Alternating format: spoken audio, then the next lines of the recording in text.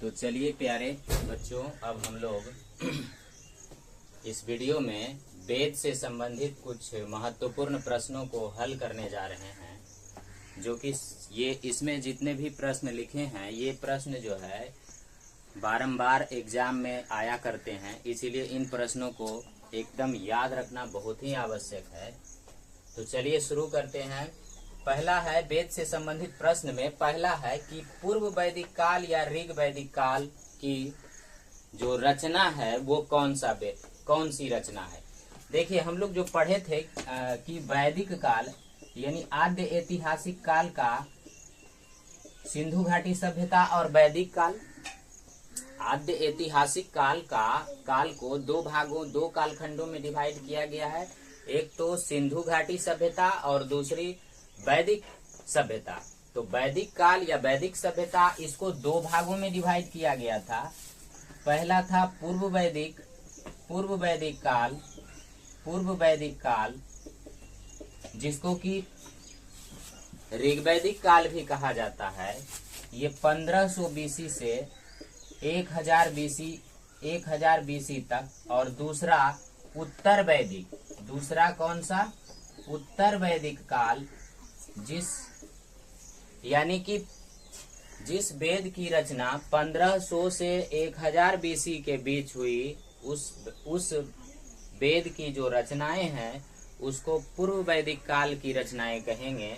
या चूंकि इसमें ऋग्वेद की रचना की गई, पूर्व वैदिक काल में सिर्फ एक वेद, 4 वेद में से सिर्फ एक वेद, कौन सा?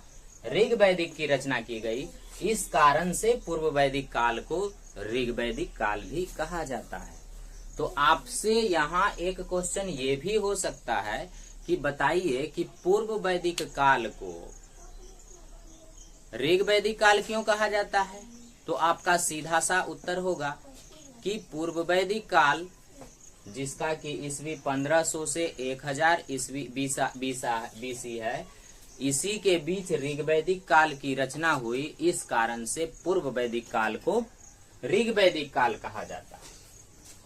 तो एक रचनाएं जो ऋग्वेद की है वो होती है पूर्व वैदिक काल में, यानी 1500 बीसी से 1000 बीसी के बीच ऋग्वेद की रचना हुई। तो हमारा प्रश्न है कि पूर्व वैदिक काल या ऋग्वैदिक काल की जो रचना है वो कौन सी है? पूर्व वैदिक काल या ऋग्वैदिक काल की रचना कौन सी है? तो ऋग्वेद। ऋग्वैदिक काल तो प्राय लिखेगा नहीं, एग्जाम में लिखेगा तो पूर्व वैदिक काल की रचना इनमें से कौन है? 4 वेद का नीचे में ऑप्शन देगा, पहला ऋग, दूसरा साम, तीसरा यजुर, चौथा अथर्व। इस प्रकार से देगा तो आपको सेलेक्ट कर लेना है ऋग्वेद। अगर वो ऋग्वैदिक लिख देता है काल, तब तो कंफर्म हो जाएगा कि भाई ऋग्वेद है। तो एक रचनाएं हैं पूर्व वैदिक काल की ऋग्वेद, और इसी कारण से पूर्व वैदिक काल को ऋग्वेद भी कहा जाता है। दूसरा है उत्तर वैदिक काल। उत्तर वैदिक काल का टाइम पीरियड कब से कब तक आता है? तो 1000 बीसी से लेकर और 600 बीसी तक का जो कालखंड है, इसे ही हम लोग उत्तर वैदिक काल के नाम से जानते हैं। तो उत्तर वैदिक काल की 3 रचनाएं हुई, यानी ऋग्वेद को छोड़कर बाकी 3 वेद की रचना जो हुई है वो उत्तर वैदिक काल में हुई है। तो यहाँ यही प्रश्न है कि उत्तर वैदिक काल की रचनाएं कौन कौन है? तो उत्तर वैदिक काल की रचनाएं यजुर्वेद, सामवेद और अथर्ववेद। यजुर्वेद, सामवेद और अथर्ववेद। अब आपसे क्वेश्चन रिपीट करते हैं हम लोग याद करने के दृष्टिकोण से। बताइए, वैदिक काल को कितने भागों में बांटा गया है? 2, पूर्व वैदिक काल और उत्तर वैदिक काल। अब बताइए कि पूर्व वैदिक काल जो है उसका कालखंड क्या है, टाइम पीरियड क्या है? 1500 बीसी से 1000 बीसी। अब बताइए कि उत्तर वैदिक काल का टाइम पीरियड क्या है? 1000 बीसी से 600 बीसी तक। अब बताइए कि पूर्व वैदिक काल की कौन सी रचनाएं हैं? ऋग्वेद। नेक्स्ट क्वेश्चन है कि उत्तर वैदिक काल की कौन सी रचनाएं हैं? तो 3 वेद, यजुर्वेद, सामवेद, अथर्ववेद। यजुर्वेद, सामवेद, अथर्ववेद। तो इस प्रकार से ये क्वेश्चन हो गया। आगे चलते हैं कि ऋग्वेद में मंडल की बात। तो ऋग्वेद में आप लोगों को पहले बताए हैं कि ऋग्वेद में कुल मिलाकर 10 मंडल हैं। 1 मंडल, 2, 3, 4, 5, 6, 7, 8, 9 और 10 मंडल हैं। 10 मंडल है, 1028 सूक्त है और 10,462 ऋचाएं इसमें लिखी गई है। मंडल के बारे में आपको नेक्स्ट वीडियो में दिखाए हैं कि क्या मंडल होता है। इसमें से पहला मंडल और 10वां मंडल ये सबसे बाद में लिखा गया है। देखिए है पहला, लेकिन बाद में लिख के जोड़ दिया गया है। यानी ऐसा लगता है ना कि ये पहले लिखा गया होगा, पहला है तो पहले लिखा गया, लेकिन ऐसी बात नहीं है। ये पहला मंडल और सबसे अंतिम का मंडल बाद में लिखा गया। और सबसे प्राचीन मंडल 2 से 7 तक, ये 2 से लेकर 7 तक का जो मंडल है ये सबसे प्राचीन मंडल है। इसको सबसे एंशियंट मंडल कहेंगे, यानी सबसे प्राचीन मंडल कहेंगे। और एक पहला और 10वां को सबसे नया मंडल कहेंगे, क्योंकि ये बाद में जोड़ा गया। तो हमारा क्वेश्चन है कि ऋग्वेद में सबसे प्राचीन मंडल कौन है? तो 2 से 7 तक, 2 से लेकर 7 तक। अब इस 2 से लेकर 7 तक का जो मंडल है इसका कुछ और भी नाम दिया गया है। इसे हम लोग कहते हैं गोत्र मंडल। इसे क्या कहते हैं? गोत्र मंडल कहा जाता है। यही लिखे हैं कि यह मंडल ऋग्वेद में सबसे पहले लिखा गया है और इसे गोत्र मंडल कहते हैं। तो आपसे परीक्षा में क्वेश्चन पूछा जाएगा कि गोत्र मंडल किसे कहते हैं? आपका उत्तर होगा दूसरा मंडल से लेकर 7वां मंडल तक। दूसरा मंडल से लेकर 7वां मंडल तक को क्या कहेंगे? गोत्र मंडल कहेंगे। अब ऋग्वेद में सबसे बाद का मंडल पूछेगा कौन सा है? तो पहला और 10वां, पहला और 10वां। अगला क्वेश्चन है कि ब्रह्म वेद या श्रेष्ठ वेद किसे कहा गया है? अथर्व वेद को। चूंकि अथर्व वेद का जो पढ़ने वाला है उसको ब्रह्मा कहते हैं। ऋग्वेद के पढ़ने वाले को क्या कहते हैं? होत्री।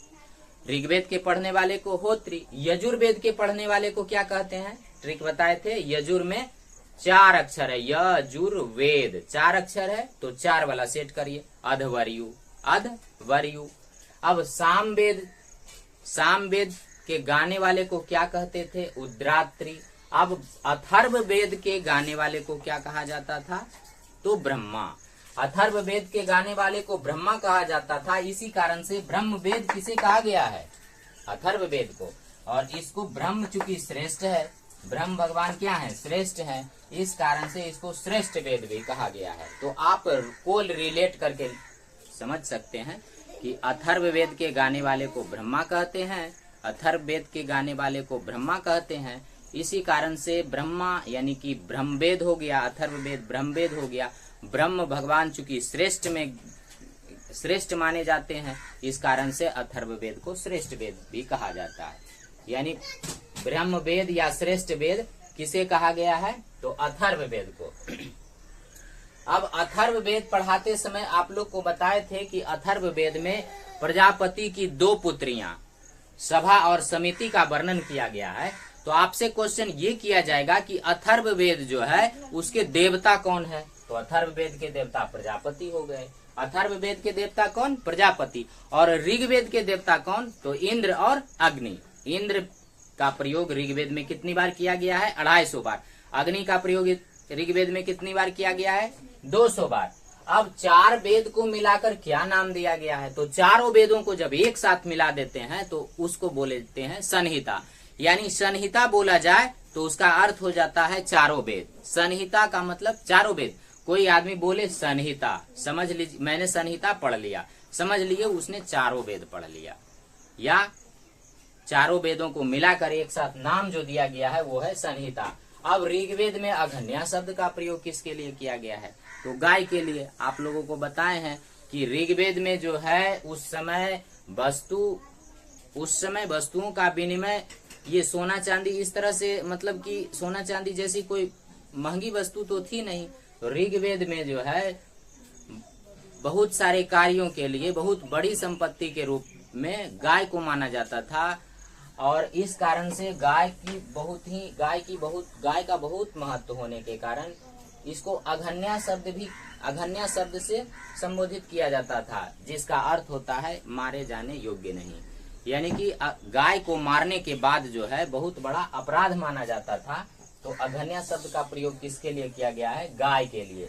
अब है कि भारतीय संगीत का जनक किसे कहा जाता है? एक क्वेश्चन है। तो संगीत का जनक सामवेद को कहा जाता है। संगीत का जनक किसे कहा जाता है? सामवेद को। क्योंकि ऋग्वेद में जितनी सारी ऋचाएं जो कि गायन के योग्य है, वो सारे का संकलन सामवेद में एक साथ कर दिया गया है और उसको गाने लायक बना दिया गया है। इस कारण से सामवेद को संगीत का जनक कहा जाता है। यानी अभी जो सारे गामा पद्धति ये सब जो संगीत की चीज सुरें उत्पन्न हुई है, उसका जनक माना जाता है सामवेद को। सो से सामवेद, सो से संगीत। अब नेक्स्ट क्वेश्चन फिर देखते हैं। अगला क्वेश्चन है कि इतिहास की जानकारी के संबंध में वैदिक साहित्य में ऋग्वेद के बाद किस धर्म ग्रंथ का स्थान आता है? वैदिक साहित्य में बच्चों धर्म ग्रंथ का एक क्रम दिया गया है, जिसको कि हम पिछले वीडियो में समझा चुके हैं। यदि आप नहीं देखे हैं तो पिछला वीडियो मेरा देख लीजिएगा, उसमें बताए हैं डिटेल से कि वैदिक साहित्य में जो धर्म ग्रंथ है वो एक क्रम में सजाया जाता है। वो क्रम कौन सा है? तो सबसे पहले वैदिक साहित्य में वेद का स्थान आता है। धर्म ग्रंथ में सबसे प्रथम स्थान वेद का आता है और वेद के बाद ब्राह्मण ग्रंथ आते हैं। ब्राह्मण ग्रंथ के बाद अरण्यक ग्रंथ आते हैं और अंतिम में उपनिषद ग्रंथ का नंबर आता है। तो इस प्रकार से आप इसे याद रख सकते हैं कि वेद, ब्राह्मण, अरण्यक, उपनिषद। वेद, ब्राह्मण, अरण्यक, उपनिषद। वो अक्षर पहले, इसके बाद व और ब एक साथ है। व से वेद, ब से ब्राह्मण। व और ब एक साथ है। अब यहाँ पहले आ आता है, फिर उ आता है। आ हर्षई दीर्घई हर्ष उ, यानी आ के बाद हर्ष उ आता है। तो आप यहाँ एक सीरीज बैठा सकते हैं कि आ के बाद उ।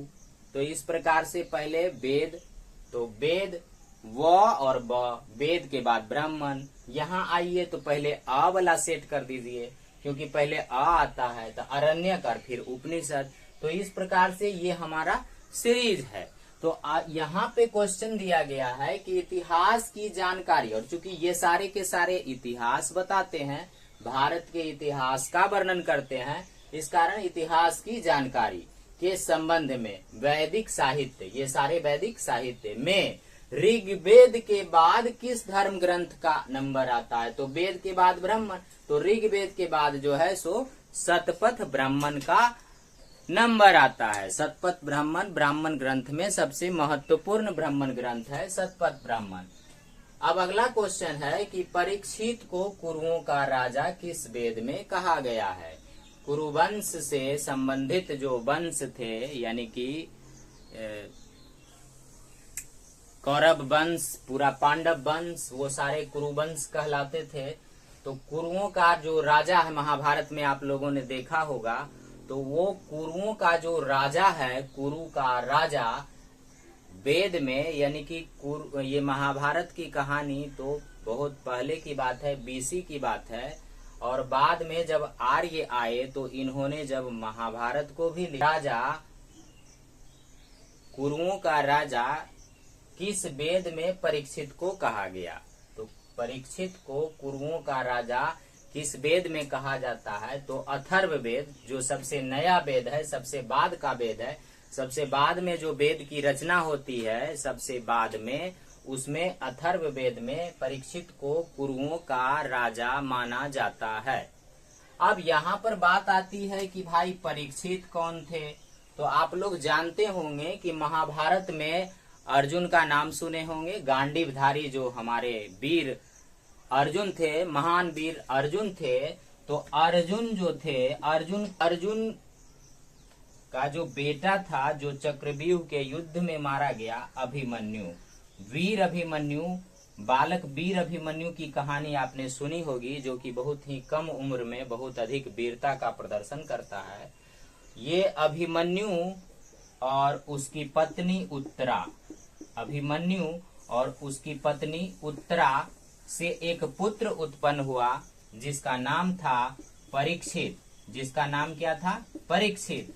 और यही कुरुओं का राजा हुए। और जब ये लोग, कहानी में आता है कि जब ये लोग जो है स्वर्ग को जाने लगे तो परीक्षित को यहाँ का पृथ्वी लोक का राजा बना के कार्यभार दे के और फिर चले जाते हैं। फिर कलयुग, इसी के परीक्षित के काल में ही कलयुग का पदार्पण होता है और इस प्रकार से कलयुग की कहानी शुरू होती है, ऐसा ग्रंथों में वर्णन है। तो ये जो परीक्षित थे, जो कि कुरु वंश के राजा थे, इनका वर्णन आर्यों ने वेद में, सबसे बाद वाले वेद जो अथर्व वेद में है, उसमें कुरुओं का राजा के रूप में परीक्षित को वर्णन किया है। परीक्षित कौन थे? तो अभिमन्यु और उत्तरा के पुत्र थे। परीक्षित के दादा कौन थे? तो अर्जुन थे। यानी अब आप परीक्षित को समझ गए होंगे। अब अगला क्वेश्चन है कि यजुर्वेद को कितने भागों में बांटा गया है। फिर यजुर्वेद के छोटे छोटे दो भाग किए गए, पहला शुक्ल यजुर्वेद और दूसरा कृष्ण यजुर्वेद। आपको इसको पक्ष के हिसाब से याद रख सकते हैं कि जैसे कि हर महीना में दो पक्ष होता है, शुक्ल पक्ष और कृष्ण पक्ष होता है, तो इसी प्रकार से जो है शुक्ल यजुर्वेद और कृष्ण यजुर्वेद, हर महीना में दो पक्ष होता है। उसके आधार पर आप इसको सेटिंग करके याद कर सकते हैं कि भाई यजुर्वेद कितने भागों में बांटा गया है। तो दो भाग है। दो भाग कौन सा है? तो पक्ष के नाम पर है, शुक्ल यजुर्वेद और कृष्ण यजुर्वेद। अगला क्वेश्चन है कि सबसे प्राचीन वेद कौन सा है। तो जैसा कि आपको बताए हैं कि 1500 बीसी से 1000 बीसी के बीच ऋग्वेद की रचना होती है और यही सबसे प्राचीन वेद माना जाता है। यानी सबसे पहला वेद यही माना जाता है जिसकी रचना पूर्व वैदिक काल में होती है। नेक्स्ट क्वेश्चन है कि सबसे नया वेद कौन सा है। तो सबसे नया वेद उत्तर वैदिक काल 1000 बीसी से 600 बीसी के बीच 3 वेदों की रचना होती है। पहला यजुर्वेद, फिर सामवेद और सबसे अंत में अथर्ववेद की रचना होती है अथर्वा ऋषि के द्वारा। तो इसको सबसे नया वेद माना जाता है। तो इस प्रकार से अभी जितने प्रश्न मैंने बताए, ये सारे के सारे प्रश्न जो है वो बहुत ही इम्पोर्टेंट प्रश्न है और आपको इसको याद रखना चाहिए। अब अगला प्रश्न है कि पूर्व वैदिक काल या ऋग वैदिक संस्कृति का काल कब से कब तक माना जाता है। ऋग वैदिक काल या पूर्व वैदिक काल का जो समय है वो 1500 से 1000 बीसी, 1000 ईस्वी पूर्व से 600 ईस्वी पूर्व तक।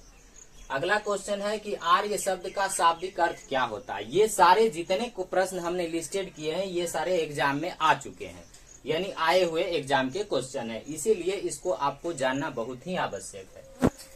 तो आर्य शब्द का शाब्दिक अर्थ होता है श्रेष्ठ या कुलीन। आर्य अपने आप को श्रेष्ठ कहते थे, तो उसका आर्य का अर्थ हो गया श्रेष्ठ, या कुलीन यानी अच्छा कुल वाला। अगला है उत्तर वैदिक काल के वेद विरोधी और ब्राह्मण विरोधी धार्मिक अध्यापक को किस नाम से जाना जाता था। यानी कुछ ऐसे धार्मिक अध्यापक थे जो वेद का विरोध करते थे और ब्राह्मण का विरोध करते थे, क्योंकि इसके अंदर भी कुछ कुरीतियां थी, कुछ विसंगतियां थी, जिसके कारण ये धार्मिक अध्यापक इसका विरोध करते थे।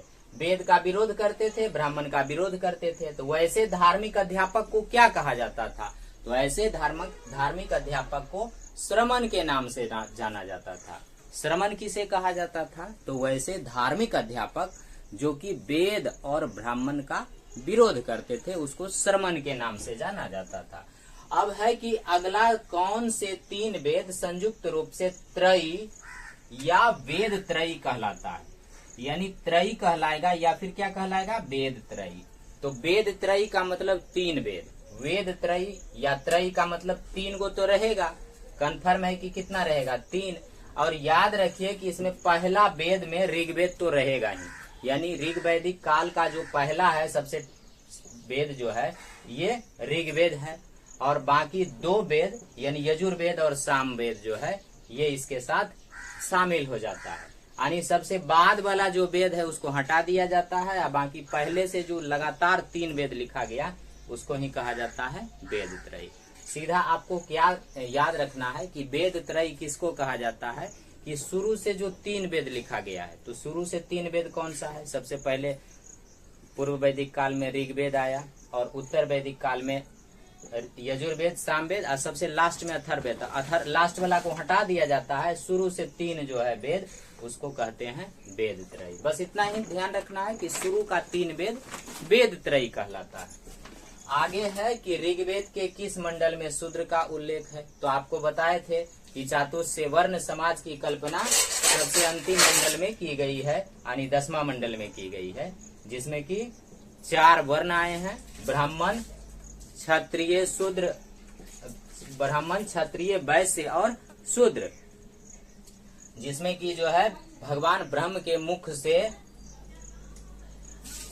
ब्राह्मण की उत्पत्ति मानी जाती है, भुजाओं से क्षत्रिय की उत्पत्ति मानी जाती है, जंघा से वैश्य की उत्पत्ति मानी जाती है और सबसे नीचे चरण से शूद्र की उत्पत्ति मानी जाती है। लेकिन उस समय जो जाति का निर्धारण होता था वो किस आधार पर होता था?